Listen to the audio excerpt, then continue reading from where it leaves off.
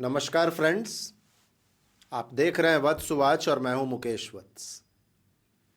5 मई को एक चंद्र ग्रहण लगने जा रहा है। यह चंद्र ग्रहण लगभग पूरे विश्व में दृष्ट होगा। आज के इस वीडियो में हम चर्चा करेंगे हर राशि एवं हर लग्न वालों पर इस ग्रहण का क्या प्रभाव पड़ेगा और वो कौन से सरल उपाय किए जा सकते हैं हर राशि और लग्न के द्वारा, जिससे कि इस ग्रहण के दुष्प्रभावों से बचा जा सके। तो इसीलिए इस वीडियो को अंतिम तक अवश्य देखिएगा। मेरे चैनल को आपने अभी तक सब्सक्राइब नहीं किया है तो बगल के बेल आइकन को दबा लीजिएगा ताकि मेरे वीडियोस के नोटिफिकेशंस आपको सबसे पहले मिल जाया करेंगे। फ्रेंड्स, अभी 2 दिन पहले ही मैंने ग्रहण पर एक छोटा सा वीडियो आप लोगों को दिया था। उसमें मैंने नक्षत्र wise, prediction wise, in general इस पूरे विश्व पर क्या प्रभाव पड़ेगा और व्यक्तिगत रूप से हम लोगों को क्या सावधानियां रखनी चाहिए उसके बारे में मैंने बताया था आप लोगों को। और मैंने ये भी कहा था कि ये एक पेनम्ब्रल लूनर एक्लिप्स है। इसका बहुत ज़्यादा प्रभाव हम लोगों के व्यक्तिगत जीवन पर नहीं पड़ेगा, बहुत ही सटल, बहुत ही मध्यम प्रभाव पड़ेगा। और मैंने कहा था कि राशि एवं लगन से इसको जानने की उतनी आवश्यकता नहीं है। सिंपल सी चीज़ें बता रहा हूँ, इनको कीजिएगा, आप ठीक रहिएगा। लेकिन फिर भी बहुत से लोगों ने कहा कि नहीं, राशि एवं लगन से तो एक वीडियो आपको देना ही चाहिए। तो इसलिए अभी 2 दिन बाकी है, मैं ये वीडियो दे रहा हूँ। और आप लोगों को मैं बता दूं मैं क्यों नहीं देना चाह रहा था। ये देखिए, ऋषिकेश पंचांग है, एक बहुत ही रेप्यूटेड पंचांग है इस देश का, वाराणसी काशी से छपता है। इतने इम्पॉर्टेंट लूनर एक्लिप्स तो एक बहुत ही इम्पॉर्टेंट इवेंट होता है, एस्ट्रोलॉजिकल इवेंट वर्ष का। इस पंचांग में इस लूनर एक्लिप्स का कोई उल्लेख नहीं है। आप इसी से समझ सकते हैं कि क्या ये लूनर एक्लिप्स बहुत ज़्यादा प्रभावी है या नहीं है। मैं इसीलिए कह रहा था कि राशि और लगन से जानने की कोई आवश्यकता नहीं है। लेकिन फिर भी जब हम लोग आज प्रेडिक्शन कर रहे हैं तो मैं फिर से एक बार आप लोगों को कह दूं, मेरे प्रेडिक्शंस को राशि और लगन दोनों से देखिए। दोनों ही बहुत इम्पॉर्टेंट होते हैं। किसी भी इम्पॉर्टेंट एस्ट्रोलॉजिकल इवेंट को राशि और लगन दोनों से समझना आवश्यक है। यदि सूर्य से भी समझेंगे तो वो भी बहुत कारगर सिद्ध होता है, लेकिन राशि और लगन तो बहुत ही इम्पॉर्टेंट है। और अक्सर मैंने लोगों को कहते सुना है, आप राशि में अच्छा बता रहे हैं, लगन में अच्छा नहीं बता रहे हैं, मैं किसको मानूं। ये ह्यूमन साइकोलॉजी है, सिर्फ अच्छा ही सुनना चाहते हैं। फ्रेंड्स, हर चीज ब्लैक एंड वाइट में नहीं होता है। ब्लैक और वाइट के बीच में एक ग्रे शेड भी होता है, उसको भी हमें देखना आना चाहिए। और खास करके अपने भविष्य के बारे में और एस्ट्रोलॉजी के बारे में यदि हम सीरियस हैं तो। और लॉ ऑफ एवरेजेस किसी को भी समझ में आता है। यदि मान लीजिए मैंने लग्न और राशि दोनों के लिए अच्छा कहा, इसका मतलब ट्रांजिट बहुत अच्छा है। यदि दोनों के लिए मैंने खराब कहा, इसका मतलब ट्रांजिट अच्छा नहीं है, बहुत ज्यादा ध्यान देने की आवश्यकता है। और यदि मान लीजिए लग्न के लिए अच्छा कहा या राशि के लिए अच्छा कहा लेकिन दूसरे के लिए बुरा कह दिया, तो फिर ये मिक्स्ड रिजल्ट देने वाला होगा। कुछ अच्छी चीजें भी होंगी और कुछ बुरी चीजें भी होंगी। और लोगों को लगता है कि राशि से देखना इंपॉर्टेंट नहीं है। ऐसा नहीं है फ्रेंड्स। राशि का प्रभाव आपके जीवन पर जो पड़ता है वो बहुत लंबे समय तक रहता है। राशि का प्रभाव जो आप पर पड़ रहा है वो दूसरे भले ही ना देख पाएं, लेकिन आप पर उसका प्रभाव बहुत लंबे समय तक रहता है।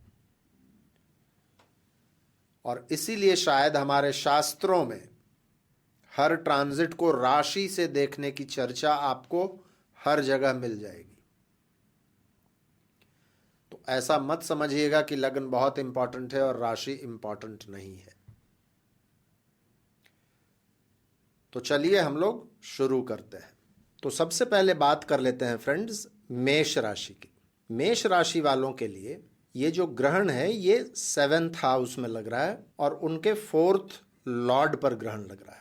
फ्रेंड्स, यदि आपका मेष राशि या मेष लग्न है तो केतु आपके 7th हाउस में पिछले 1 वर्ष से हैं।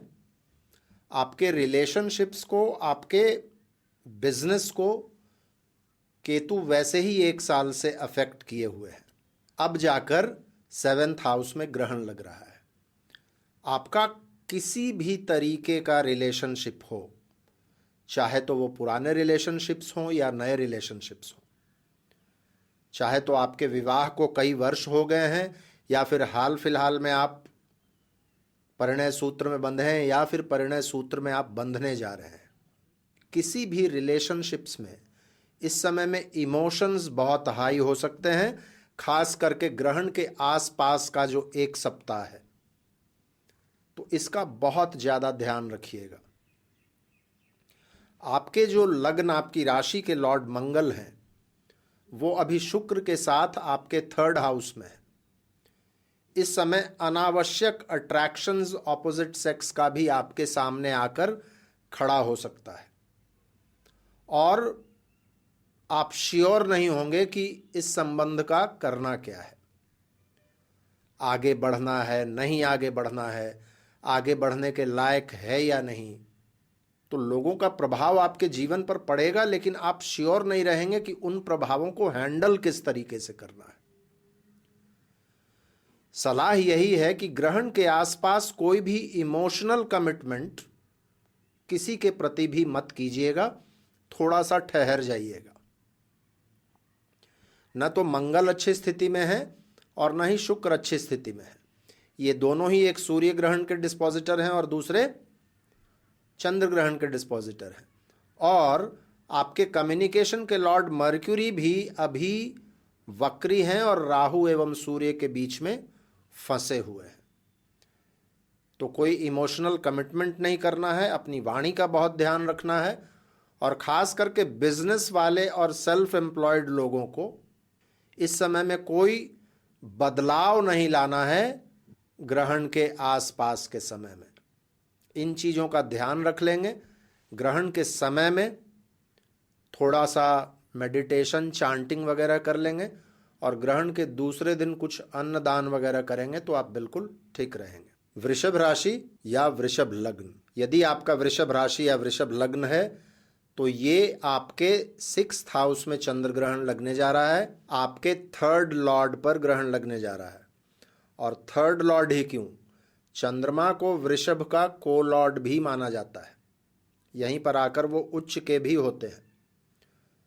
तो चंद्रमा वृषभ के लिए वैसे भी एक इंपॉर्टेंट प्लैनेट है। जब भी ग्रहण लगता है चंद्रमा पर तो वृषभ और कर्क पर तो थोड़ी सी परेशानी आती ही आती है।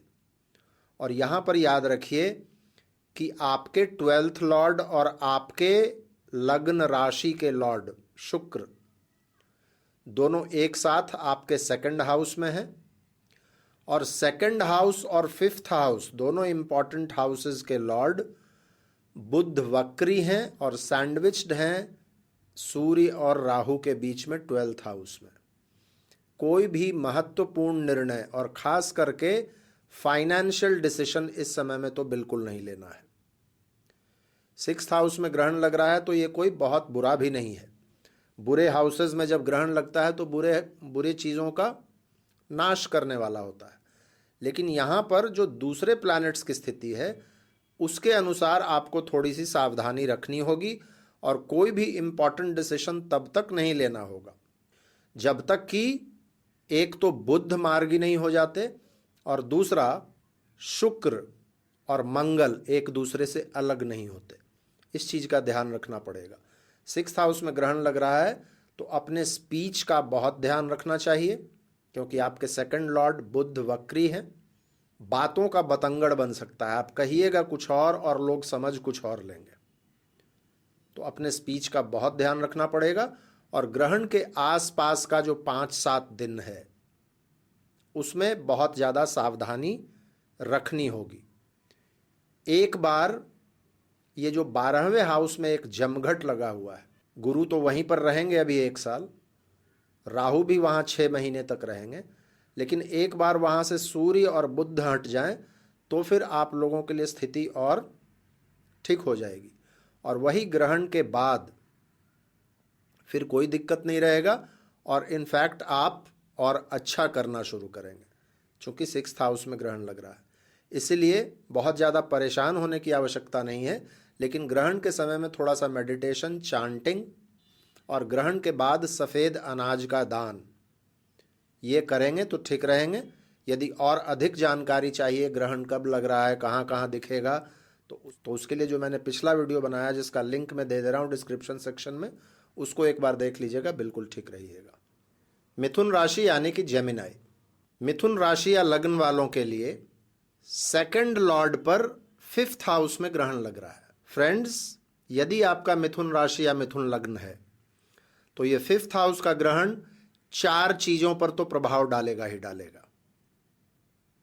सबसे पहला बच्चों पर, फिर प्रेम संबंधों पर, शिक्षा पर और साथ ही इन्वेस्टमेंट्स पर।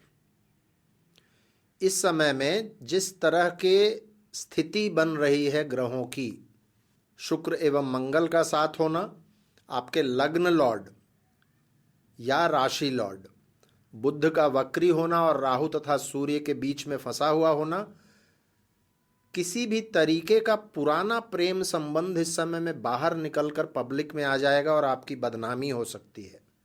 इसका बहुत ध्यान रखिएगा।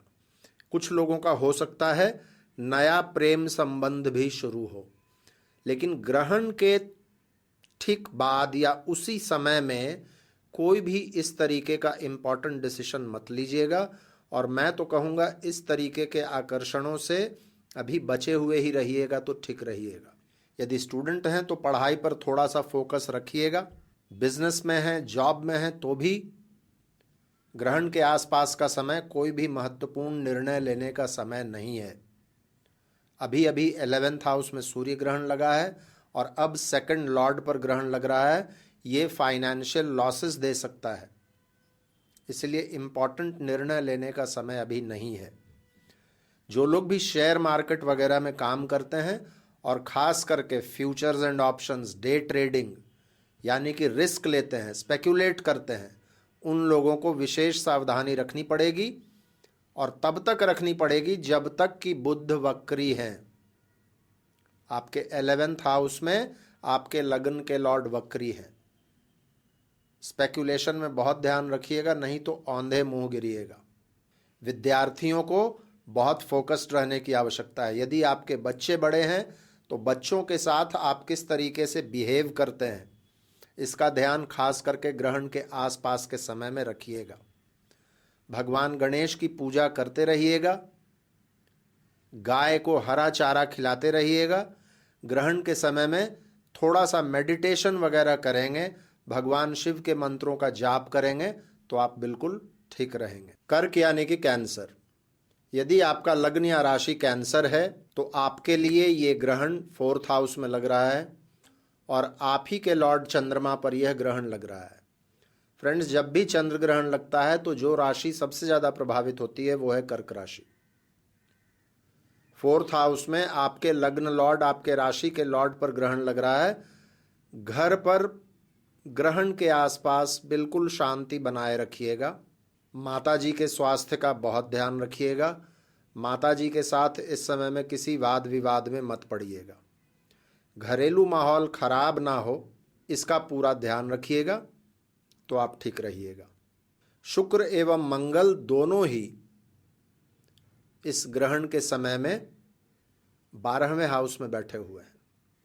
कोई भी घर बदलने का या घर से संबंधित, घर खरीदने का, भूमि खरीदने का, वाहन खरीदने का कोई इंपॉर्टेंट प्लान बन रहा हो तो उस समय तक ये सब काम मत कीजिएगा जब तक कि शुक्र और मंगल दोनों ही 12वें को छोड़कर आपके लग्न में ना आ जाए। क्योंकि इस समय में यदि कोई निर्णय लीजिएगा तो निर्णय के गलत होने की संभावना बहुत ज़्यादा बढ़ जाती है। विदेश जाने का भी आप यदि सोच रहे हैं तो थोड़ा सा अभी धैर्य रख लीजिएगा। एकदम शांत रहना है ग्रहण के समय में, कोई भी इम्पॉर्टेंट डिसीजन नहीं लेना है। और खास करके जिन लोगों को भी हार्ट से संबंधित समस्याएं हैं वो विशेष ध्यान देंगे। थोड़ी भी समस्या हो तुरंत डॉक्टर के पास जाइए। जो लोग भी डिप्रेशन वगैरह के शिकार रहे हों पहले, जिनका भी हिस्ट्री रहा हो, उनको ग्रहण के आसपास बहुत ज़्यादा ध्यान देने की आवश्यकता है। चंद्र की राशि है आपकी, जितना ज़्यादा आप भगवान शिव के मंत्रों की चैंटिंग करेंगे और मन को मेडिटेशन वगैरह करके, प्राणायाम वगैरह करके शांत रखने का कोशिश करेंगे, उतना ही अच्छा रहेगा। ग्रहण के बाद कुछ आप सफ़ेद अनाज वगैरह का दान यदि कर दीजिएगा तो बिल्कुल ठीक रहिएगा। सिंह राशि या सिंह लगन। सिंह राशि या लगन वालों के लिए आपके 12th हाउस के लॉर्ड पर आपके 3rd हाउस में ग्रहण लग रहा है। फ्रेंड्स, यदि आपका सिंह राशि या सिंह लगन है तो ग्रहण के आसपास कुछ भी इंपॉर्टेंट मत कीजिए। 12th लॉर्ड का 3rd पर ग्रहण लग रहा है। यात्राओं पर तो बिल्कुल भी ग्रहण के आसपास नहीं जाना चाहिए, यात्राओं से बचना चाहिए। 3rd हाउस में ग्रहण लग रहा है, छोटे भाई बहनों को परेशानी हो सकती है या छोटे भाई बहनों से आपको परेशानी हो सकती है। 3rd हाउस में ग्रहण लग रहा है, जो लोग भी क्रिएटिव फील्ड में हैं, मीडिया में हैं, मार्केटिंग में हैं, कंटेंट क्रिएटर हैं, लेखक हैं, उन लोगों को बहुत ज़्यादा ध्यान रखने की आवश्यकता है। इन जनरल आम लोगों को भी अपने कम्युनिकेशन का बहुत ध्यान रखना चाहिए। सोशल मीडिया पर या मेल वगैरह भी कुछ भेजते हैं तो सेंड का बटन दबाने के पहले 4 बार सोच लीजिए कि मैंने क्या लिखा है और इसके क्या प्रभाव आगे होंगे। ग्रहण एक बार निकल जाए, उसके बाद फिर से वही उत्साह, वही उमंग से आप काम करेंगे। जुपिटर अभी आपके 9th हाउस में है, 3rd पर उनकी दृष्टि होगी। बिल्कुल आपको अच्छे रिजल्ट्स मिलने शुरू हो जाएंगे। 11th हाउस में दोनों ही ग्रहण के डिस्पोजिटर बैठे हुए हैं। फाइनेंशियल डिसीजन कुछ भी इंपॉर्टेंट अभी नहीं लीजिएगा, ग्रहण के बाद लीजिएगा तो बहुत अच्छा रहेगा। कन्या यानी कि वर्गो, यदि आपका राशि या लगन कन्या है तो आपके 11th लॉर्ड पर ग्रहण लग रहा है, आपके 2nd हाउस में ग्रहण लग रहा है। फ्रेंड्स, कन्या राशि या कन्या लगन वालों के लिए मैंने अभी हाल फिलहाल में जितने भी वीडियोस बनाए हैं, बहुत अच्छे रिजल्ट्स मैंने नहीं बताए हैं। क्यों? 8th हाउस में ग्रहण लगा, सूर्य ग्रहण, 8th हाउस में गुरु चांडाल दोष है, और अब 2nd हाउस में ग्रहण लग रहा है, वो भी 11th लॉर्ड पर। फाइनेंशियल परेशानियां कन्या राशि या लगन वाले ऑलरेडी महसूस कर रहे होंगे और ग्रहण के बाद तक, कुछ दिनों तक ये महसूस करेंगे। आपका कन्या राशि या कन्या लगन है तो फाइनेंशियल डिसीजन इंपॉर्टेंट आपको लेना तो है, लेकिन अभी मत लीजिए, ग्रहण के बाद आप लीजिएगा। 11th हाउस के लॉर्ड पर 2nd हाउस में ग्रहण है। आपके लग्न, आपकी राशि के स्वामी बुध इस समय में वक्री हैं। आपके 9th हाउस यानी कि भाग्य भाव के लॉर्ड मंगल के साथ 10th में बैठे हैं। कहीं से भी रिस्पाइट नहीं है, तो सावधानी रखनी होगी। फाइनेंशियल डिसीजन इंपॉर्टेंट कोई भी मत लीजिएगा, और इस समय में परिवार के सदस्यों का परामर्श जरूर लेते रहिएगा। हर चीज में अपनी मत चलाइएगा। 10th में जब तक मंगल है, वर्क से रिलेटेड कोई भी डिसीजन एक बैग मत लीजिएगा। नहीं तो ऐसे देखिए, आपके 9th लॉर्ड भाग्य भाव के स्वामी 10th में है तो ये अच्छी परिस्थिति है, कोई ज्यादा दिक्कत नहीं है। लेकिन चूंकि अभी मंगल भी हैं, मंगल कुछ दिनों के लिए हैं, उसके बाद निकल जाएंगे, और कुछ ही दिनों में फिर आपके जो लग्न राशि के स्वामी बुध हैं वो भी मार्गी हो जाएंगे। उसके बाद चीजें फिर धीरे धीरे ठीक होंगी। तो अभी शुरुआत में थोड़ा सा ध्यान रखिएगा। कन्या वालों को चाहिए कि भगवान विष्णु की आराधना करते रहें। ग्रहण के दिन मेडिटेशन, प्राणायाम और भगवान शिव के मंत्रों का जाप, ये बहुत आवश्यक हो जाता है। ग्रहण के दूसरे दिन आप कुछ फूड ग्रेन्स नीडी लोगों को जरूर दान कीजिए। गुरु चांडाल के लिए मैंने वीडियो दिया है, मेष राशि में गुरु के लिए भी मैंने वीडियो दिया है, उसको भी देख लीजिए। उसमें भी मैंने कुछ बहुत सरल उपाय बताए हैं। तुला यानी कि लिब्रा, तुला वालों के लिए ये चंद्र ग्रहण उनके लग्न में, उनकी राशि में लग रहा है। फ्रेंड्स, यदि आपका तुला लग्न या तुला राशि दोनों में से कोई भी है तो आप देखिए, अभी अभी 7th में सूर्य ग्रहण लगा है और अब आपके लग्न में, आपकी राशि में चंद्र ग्रहण लग रहा है। लग्न राशि में ही चंद्र ग्रहण, वो भी 10th लॉर्ड पर। आपके 9th हाउस के लॉर्ड वक्री, 10th हाउस के लॉर्ड पर ग्रहण, 2nd हाउस के लॉर्ड और आपके लग्न के लॉर्ड एक साथ बैठे हुए, ये बहुत अच्छी स्थिति नहीं है। वर्क प्लेस पर इंपॉर्टेंट डिसीजन बिल्कुल नहीं लेना है। अपने एटीट्यूड का ध्यान, अपने व्यवहार का ध्यान, अपने कम्युनिकेशंस का ध्यान रखना होगा। ये मैं ग्रहण के आसपास के समय की बात कर रहा हूँ। बाकी तुला वालों के लिए एक बहुत अच्छा चीज़ ये हुआ है कि आपके 7th हाउस में जुपिटर आ चुके हैं और वहाँ से आपके लग्न पर, 11th पर और 3rd पर दृष्टि है।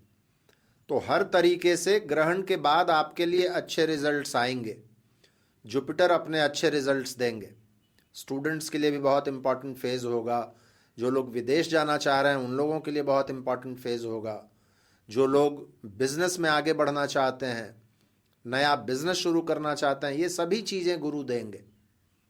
अभी सिर्फ बात हो रही है ग्रहण के आसपास का जो 7 दिन का समय है, इस समय में बहुत ध्यान रख लीजिएगा। कोई भी अनावश्यक प्रेम प्रसंग इस समय में ना शुरू हो। अपने व्यवहार की समीक्षा एक बार कर लीजिएगा। चंद्रमा पर ग्रहण लग रहा है, 10th लॉर्ड पर ग्रहण लग रहा है, थोड़ा सा सिर्फ ध्यान रख लीजिएगा तो उसके बाद आप ठीक कीजिएगा। महालक्ष्मी की पूजा करते रहें, भगवान विष्णु की पूजा करते रहें। ग्रहण के समय में भगवान शिव के मंत्रों का जाप कर लें। ग्रहण के बाद सफ़ेद अन्न का दान करें, आप बिल्कुल ठीक रहेंगे। वृश्चिक यानी कि स्कॉर्पियो, वृश्चिक राशि या लग्न वालों के लिए ये ग्रहण उनके 12th हाउस में लग रहा है और उनके भाग्य भाव के स्वामी पर लग रहा है। फ्रेंड्स, यदि आपका वृश्चिक राशि या लग्न है तो आप स्थिति देखिए। आपके राशि, आपके लग्न के स्वामी 8th हाउस में है और आपके 9th हाउस पर, 9th हाउस के लॉर्ड पर 12th में ग्रहण लग रहा है। सबसे पहला चीज जो बाहर निकल कर आता है, स्वास्थ्य का बहुत ध्यान रखना पड़ेगा। छोटी मोटी भी परेशानियां आपको फील हो, तुरंत मेडिकल एडवाइस लीजिए। 9th हाउस के लॉर्ड पर 12th हाउस में ग्रहण लग रहा है। लंबी यात्राएं पर यदि हैं आप ऑलरेडी, या लंबी यात्रा करने जा रहे हैं ग्रहण के समय में, बहुत सावधानी एटलीस्ट ग्रहण के 7 दिन के बाद तक रखना पड़ेगा। भाग्य उन्नति में थोड़ी सी समस्याएं दिखेंगी आपको, चीजें धीमे चलेंगी। 12th हाउस में ग्रहण लग रहा है तो नींद की समस्याएं आ सकती हैं। रिलैक्स्ड रहना सीखना पड़ेगा और सबसे अच्छा होगा आपके लिए प्राणायाम। आपके 9th हाउस के लॉर्ड पर ग्रहण लग रहा है। भगवान शिव की उपासना भी आपको बहुत काम करेगी। उच्च शिक्षा से जो भी लोग जुड़े हुए हैं उन लोगों को इस समय में विशेष सावधानी रखनी होगी। कहीं ऐसा नहीं कि आप बिल्कुल परेशान होकर, बोर होकर, बिल्कुल आपका ध्यान ही उचट जाए पढ़ाई से। इस चीज का बहुत ध्यान रखिएगा। 9th हाउस भाग्य भाव होता है। 9th हाउस के लॉर्ड पर ग्रहण लगना, वो भी 12th हाउस में, ये बहुत अच्छा साइन नहीं है, लेकिन फिर भी ये कुछ ही समय की बात है और उसके बाद फिर से आप अच्छा करने लगेंगे। एक बार मंगल की स्थिति थोड़ी ठीक हो जाए, आपके 9th हाउस में आ जाए, फिर उसके बाद 10th हाउस में आएंगे मंगल, फिर आप बहुत अच्छा करना शुरू कीजिएगा। ग्रहण के समय में थोड़ा सा ध्यान रखिएगा। सजिटेरियस यानी कि धनु राशि, जिन लोगों का भी राशि या लगन धनु है उन लोगों के लिए ग्रहण 11th हाउस में लग रहा है और 8th लॉर्ड पर ग्रहण लग रहा है। फ्रेंड्स, यदि आपका राशि या लगन धनु है और आपके 11th हाउस में ये एक्लिप्स लग रहा है, तो मित्र मंडली से थोड़ी सी सावधानी की आवश्यकता है। और जो स्थिति है ग्रहण के समय की, आपके 7th और 10th लॉर्ड इस समय में वक्री हैं और शुक्र आपके 6th और 11th लॉर्ड हैं। इन दोनों की स्थिति बहुत अच्छी नहीं है। आपके 6th और 11th लॉर्ड तो मार्स के साथ बैठे हुए हैं। हालांकि मार्स आपके मित्र हैं, लेकिन शुक्र और मंगल जब एक साथ आते हैं तो डिस्ट्रैक्शंस वो आपके सामने लेकर आते हैं। तो इस समय में डिस्ट्रैक्शन से बचना होगा। आमदनी पर थोड़ा सा प्रेशर महसूस कीजिएगा, क्योंकि 11th पर ग्रहण लग रहा है और 8th हाउस के लॉर्ड पर ग्रहण लग रहा है। कुछ लोगों को हो सकता है इन्वेस्टमेंट्स वगैरह पहले किए हैं या टैक्स संबंधित कुछ परेशानियां इस समय में सडनली उभर कर आ सकती है। आमदनी के मामले में कुछ लोग दबाव ऑलरेडी महसूस कर रहे होंगे, खास करके जो भी लोग बिजनेस में हैं। 7th और 10th लॉर्ड वक्री हैं, इसलिए ग्रहण के बाद आपको कुछ इंपॉर्टेंट निर्णय लेने होंगे बिजनेस से संबंधित, क्योंकि आमदनी पर ऑलरेडी आपका प्रेशर है। लेकिन सलाह यही होगी, एक बार मर्क्यूरी जो कि आपके 7th और 10th लॉर्ड हैं वो जब मार्गी हो जाए उसके बाद ये डिसीजन लीजिएगा। जीवन साथी के साथ भी मर्क्यूरी के वक्री होने का थोड़ा सा प्रभाव आप पर पड़ रहा होगा, मनमुटाव जैसी स्थिति होगी। इस समय में आपके लिए सलाह होगा कि आप रिएक्टिव मोड में मत रहिए, अच्छे श्रोता बनिए, सुनना सीखिएगा, तो ये समय निकल जाएगा। बहुत ज़्यादा लंबा समय नहीं है। आप समझिए तो 7 दिन विशेष सतर्कता रखनी है। रेमेडीज़ क्या करना है, आपके लग्न आपके राशि के लॉर्ड जुपिटर अभी राहु के साथ हैं। भगवान विष्णु की उपासना सबसे श्रेयस्कर साबित होगी। ग्रहण के समय में कुछ मंत्रों की चांटिंग कीजिए और ग्रहण के बाद दूसरे दिन मंदिर में जाकर दर्शन कीजिए और कुछ अनाज का दान किसी भी नीडी पर्सन के लिए कीजिए। ये बहुत ही अच्छा रेमेडी सिद्ध होगा आप लोगों के लिए। मकर यानी कि कैप्रिकॉर्न, यदि आपका मकर राशि या मकर लगन है तो आपका 10th हाउस जो है वो इस ग्रहण से पीड़ित हो रहा है और आपके 4th लॉर्ड पर ग्रहण लग रहा है। फ्रेंड्स, इस समय में जीवन साथी, बिजनेस पार्टनर्स के साथ आपके मतभेद बाहर आ सकते हैं। क्यों? क्योंकि चंद्रमा आपके 7th लॉर्ड है, 10th लॉर्ड पर ग्रहण है, तो कामकाज के क्षेत्र में, कैरियर के क्षेत्र में थोड़ा सा दबाव, थोड़ी सी परेशानी, खास करके ग्रहण के आसपास के जो 7 दिन हैं उस समय में होंगे। तो इन दोनों क्षेत्रों में थोड़ा सा, जिसको कहते हैं प्रिकॉशन, लेना चाहिए। बहुत ज़्यादा रिएक्टिव मोड में नहीं होना चाहिए। वाद विवाद, बहस वगैरह के मुद्रा में, खास करके वर्क प्लेस पर तो बिल्कुल भी नहीं होना चाहिए। चूंकि भाग्य भाव के स्वामी बुध इस समय में राहु और सूर्य के बीच में फंसे हुए रहेंगे, इसलिए थोड़ा सा धीमापन इस समय में आप महसूस करेंगे। ग्रहण के बाद फिर 10th हाउस में ग्रहण लग रहा है, मेरा अपना एक्सपीरियंस है, कई बार 10th हाउस में एक्लिप्स लगने के बाद आपका वर्क प्लेस एक्टिवेटेड हो जाता है। तो ग्रहण के बाद एक बार आपके भाग्य भाव के स्वामी मार्गी हो जाएं, उसके बाद आप देखिएगा धीरे धीरे आपको अच्छे रिजल्ट्स मिलने लगेंगे, क्योंकि इस समय में जुपिटर आपके जो है वो 4th हाउस में और वहाँ से अच्छे जगहों पर उनकी दृष्टि है, तो उसका लाभ आपको मिलेगा। आपके लग्न लॉर्ड, आपके राशि के लॉर्ड जो शनि है, वो भी अच्छी स्थिति में अपने मूल त्रिकोण में है, तो उसके बाद फिर प्रभाव आपके लिए बढ़िया रहेगा। सिर्फ ये जो 6-7 दिन का समय है, इस समय का थोड़ा सा ध्यान रख लीजिएगा। ग्रहण के समय में भगवान शिव के मंत्रों की चांटिंग और ग्रहण के दूसरे दिन सुबह में किसी भी नीडी पर्सन को यदि आप कुछ फूड डोनेट करते हैं तो it will be a very good remedy for you. बहुत ज़्यादा परेशान होने की बात नहीं है। कुंभ यानी कि एक्वेरियस वालों के लिए ये ग्रहण उनके 9th हाउस में लग रहा है और उनके 6th हाउस पर ग्रहण लग रहा है। फ्रेंड्स, आपके 9th हाउस में ये एक्लिप्स है, विचारों में स्पष्टता नहीं होगी, कंफ्यूजन्स होंगे, मन इस समय में व्याकुल रह सकता है, भावनात्मक रूप से थोड़े से आहत रहेंगे, थोड़े से चार्ज्ड अप भी रह सकते हैं कुछ लोग। इसका ध्यान रखिएगा। जो 1 सप्ताह का समय है उसमें अपने पिता के साथ, अपने गुरुओं के साथ आपकी जो वाणी है, आपका जो कम्युनिकेशन है, उसमें संयम रखिएगा। कहीं ऐसा ना हो कि इस समय में आप कुछ ऐसा कह दें जिसके लिए बाद में आपको प्रायश्चित करना पड़े, बाद में आपको बुरा लगे। समुद्र या हवाई यात्रा में इस समय में विशेष सावधानी आप लोगों को रखनी चाहिए। प्रतिद्वंदी इस समय में परेशान आपको कर सकते हैं।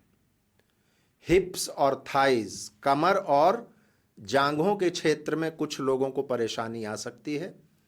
कुछ लोगों के लिए इस समय में बहुत ही स्ट्रांग रोमांटिक अट्रैक्शन भी सामने आकर खड़ा रह सकता है। इसको देखना पड़ेगा, थोड़ा सा ध्यान देना पड़ेगा, पात्र कौन है, करना चाहिए नहीं करना चाहिए। ग्रहण के बाद आपकी क्रिएटिविटी फिर से ठीक ठाक हो जाएगी, धारदार हो जाएगी, और उसके बाद फिर आप अच्छा काम कर सकते हैं। मंदिरों को, आश्रमों को, किसी भी मंदिर में तालाब के निर्माण के लिए डोनेशन यदि इस समय में दीजिएगा तो आगे बहुत लाभ देगा। आपके ऊपर 7.5 ही चल रहा है, और वैसे भी कुंभ राशि को भगवान शिव के साथ जोड़कर देखा जाता है। आप यदि इस समय में हनुमान जी की उपासना और ग्रहण के समय में भगवान शिव के मंत्रों की चैंटिंग करते रहें और नीडी लोगों को कुछ आप यदि फूड डोनेशन करते हैं तो ये आपके लिए एक बहुत अच्छा रेमेडी का काम करेगा। मीन राशि या मीन लगन वालों के लिए ये ग्रहण आपके 8th हाउस में लग रहा है और 5th लॉर्ड पर लग रहा है। फ्रेंड्स, आप लोगों के लिए एक्लिप्स के समय या उसके तुरंत बाद कुछ ऐसी जानकारी आपको मिल सकती है, ऐसी जानकारी आपके सामने आकर खड़ी हो सकती है जो इस समय में हो सकता है आपको बहुत अच्छा ना लगे या अटपटा लगे, लेकिन बाद में जाकर वो आपके बहुत काम आने वाला है। ये एक इम्पॉर्टेंट चीज़ मुझे दिखता है। आप याद रखिए, शुक्र आपके 3rd और 7th लॉर्ड हैं, और उनके साथ आपके 2nd और 9th लॉर्ड यानी कि भाग्य भाव के स्वामी मंगल हैं। 4th हाउस में है। घरेलू परेशानियां आ सकती हैं। घर के माहौल का ग्रहण के आसपास थोड़ा सा ध्यान रखना पड़ेगा, नहीं तो घर में थोड़ा सा खींचतान, एक बोझिल, एक भारीपन, माहौल अच्छा नहीं लगना, इसकी फीलिंग आप लोगों को हो सकती है। अपने आचरण का इस समय में ध्यान रखना पड़ेगा, नहीं तो बदनामी हो सकती है। कोई पुराना टैक्स संबंधित परेशानी इस समय आप लोगों को परेशान कर सकता है। आपके भाइयों को इस समय में दुश्मन परेशान कर सकते हैं, और ऑब्वियसली उससे आपको भी थोड़ी परेशानी होगी। जब भाई परेशान होगा तो जो पेल्विक एरिया है, जो हमारे पेड़ू का रीजन है, उस रीजन में कुछ लोगों को परेशानियां आ सकती हैं।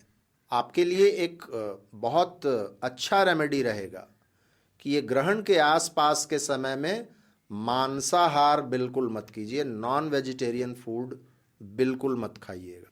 इस चीज़ से बचे रहेंगे तो बहुत अच्छा रहेगा। आपके जो लॉर्ड हैं बृहस्पति, वो भी अभी ग्रहण वाले एक्सिस में ही आ गए हैं, राहु केतु के एक्सिस में, और अगले 6 महीने तक राहु केतु के एक्सिस में रहेंगे। तो थोड़ा सा वैसे भी परेशानी अनुभव कर सकते हैं। मैंने गुरु चांडाल वाला जो वीडियो बनाया था उसमें आपने देखा होगा। तो आप लोगों के लिए सबसे अच्छा रेमेडी है विष्णु एवं लक्ष्मी की पूजा। ससुराल पक्ष से इस समय में कोई भी वाद विवाद में बिल्कुल नहीं पड़ना है।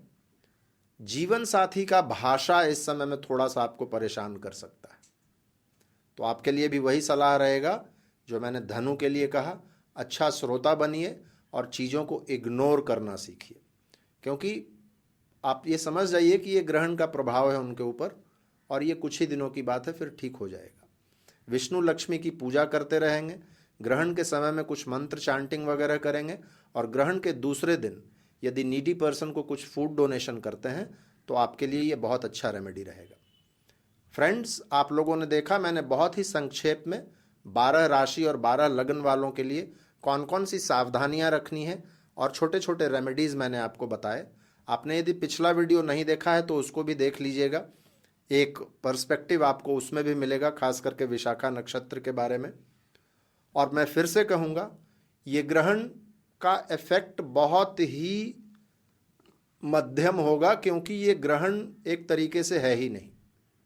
ये पेनम्ब्रल लूनर एक्लिप्स है, न तो चंद्रमा कटेंगे और न ही वो पूरे तरीके से गायब होंगे, पृथ्वी के छाया के आगोश में आएंगे। तो इसलिए इसका बहुत ज़्यादा असर नहीं पड़ने वाला है। थोड़ी सी सावधानी 4-5 दिनों तक रखेंगे उसके बाद ये ग्रहण का जो असर है अपने आप डिसिपेट हो जाएगा और फिर धीरे धीरे आप नॉर्मल जो रूटीन है उसको फॉलो कीजिएगा, कोई दिक्कत नहीं होगी। मुझे उम्मीद है आप लोगों को यह वीडियो अच्छा लगा होगा। यदि वीडियो अच्छा लगा हो तो इसको लाइक कीजिएगा और लोगों के बीच में शेयर कीजिएगा। अपना प्यार, अपना आशीर्वाद इसी तरीके से मुझ पर बनाए रखिएगा। फिर से मिलते हैं हम लोग अगले किसी वीडियो में किसी और विषय